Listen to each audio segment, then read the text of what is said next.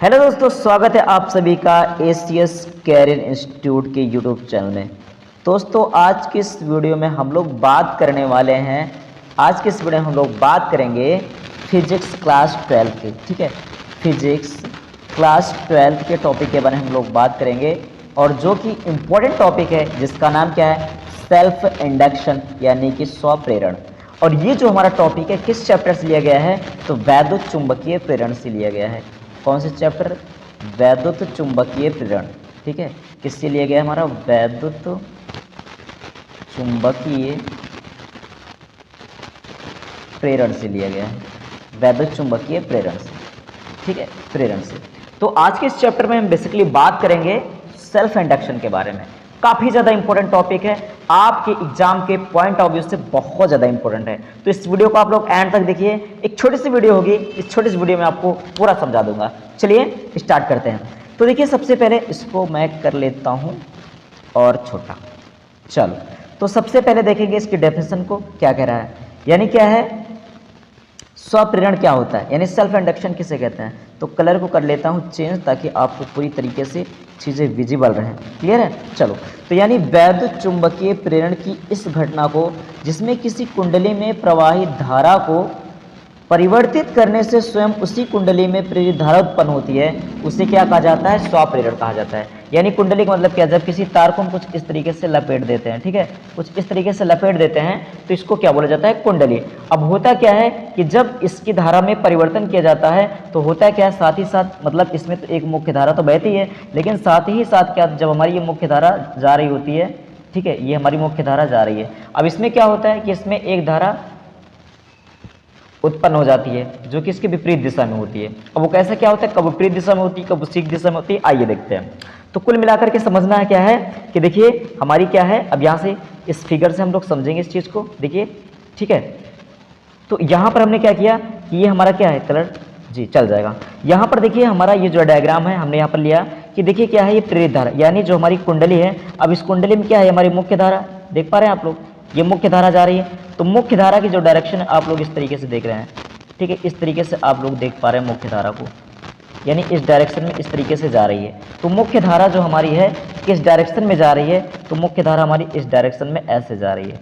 ठीक है, आप लोग देख पा रहे हैं मुख्य धारा ऐसे जा रही है। अब होता क्या है कि इसमें भी एक धारा उत्पन्न होती है, तो वो जो धारा उत्पन्न होती है मुख्य धारा की वजह से, यानी क्या है, धारा के मान में जब हम परिवर्तन करते हैं तो इसमें एक धारा उत्पन्न होती है जिसको हम क्या बोलते हैं, प्रेरित धारा, जिसको हम क्या बोलते हैं, प्रेरित धारा। और इसकी जो दिशा होती है वो मुख्य धारा की क्या होती है, विपरीत होती है। तो इस घटना को हम क्या बोलते हैं, स्वप्रेरण बोलते हैं। स्वप्रेरण। और स्वप्रेरण में क्या होता है, जिस कुंडली में धारा प्रवाहित हो रही है उसी कुंडली में प्रेरित धारा उत्पन्न होती है। अब यहाँ पर समझने वाली बात है कि इसमें प्रेरित धारा की दिशा जो है मुख्य धारा के विपरीत भी होती है और मुख्य धारा की दिशा में भी होती है। तो मुख्य धारा के विपरीत कब होती है और मुख्य धारा की दिशा में कब होती है, तो आइए देख लेते हैं इस पॉइंट को। अब यहाँ पर अगर आप देखेंगे तो इन सारे पॉइंट को देखिए, ये सारे पॉइंट को मैंने लिख रखा है, आपको इसकी पीडीएफ भी मिल जाएगी। ठीक है, चलिए, तो अब यहाँ पर देखेंगे क्या है, लेंज के अनुसार। तो लेंज के नियमानुसार क्या है, प्रेरित वैद्युत धारा सदैव मुख्य धारा में होने वाले परिवर्तन का विरोध करती है। यानी विरोध करने का मतलब क्या है, जिस धारा में मतलब जिस दिशा में आपकी मुख्य धारा होगी उसकी विपरीत दिशा में आपकी प्रेरित धारा होगी। जब मुख्य धारा बढ़ाई जाती है तो प्रेरित धारा मुख्य धारा के विपरीत दिशा में बढ़ती है तथा इस प्रकार मुख्य धारा के बढ़ने का विरोध करती है। अगला वाला, तो ये आपका पॉइंट हो गया। अगला वाला पॉइंट अगर हम देखते हैं तो अगला वाला पॉइंट क्या है आपका, जब मुख्य धारा घटाई जाती है तो प्रेरित धारा मुख्य धारा की दिशा में बहती है और मुख्य धारा के घटने का विरोध करती है। यानी हमेशा जो प्रेरित धारा होती है, हमेशा एक चीज जान लीजिए, जो प्रेरित धारा होती है वो मुख्य धारा की क्या होती है, हमेशा विपरीत दिशा में होती है।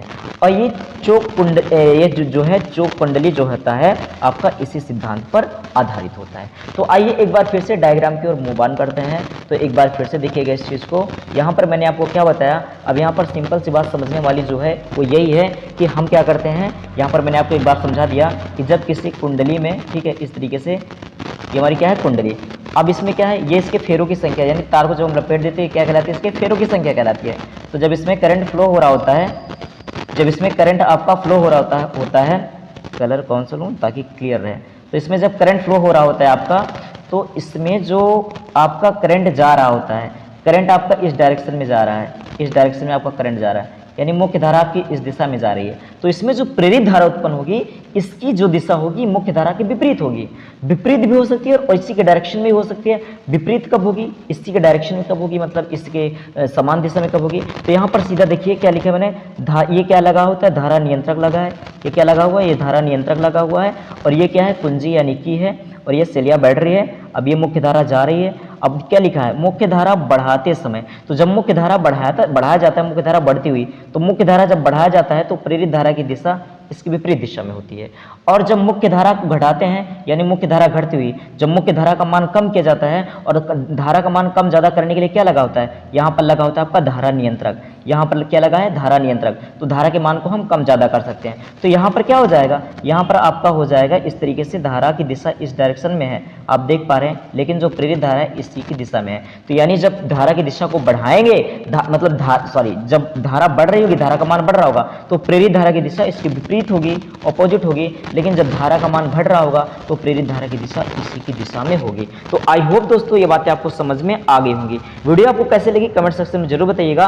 अगर कोई आपके डाउट है तो आप लोग उसको भी कमेंट बॉक्स में जरूर बताइएगा, ठीक है। अपना फीडबैक जरूर दीजिएगा, किस टॉपिक पे आपको वीडियो चाहिए उस पर आप लोग कमेंट कर सकते हैं। और दोस्तों आपकी यूपी बोर्ड एग्जाम, ठीक है, इतना जान लीजिए, आपके बोर्ड एग्जाम, ठीक है, जितने भी इंपॉर्टेंट टॉपिक हैं बोर्ड एग्जाम से रिलेटेड सारे के सारे टॉपिक आपको करवाए जाएंगे। नेक्स्ट वीडियो में हम लोग मिलेंगे। तो चलिए क्लास आपको कैसे लगी, मिलते हैं फिर नेक्स्ट वीडियो में। तब तक ले bye bye, take care, thank you, love you all.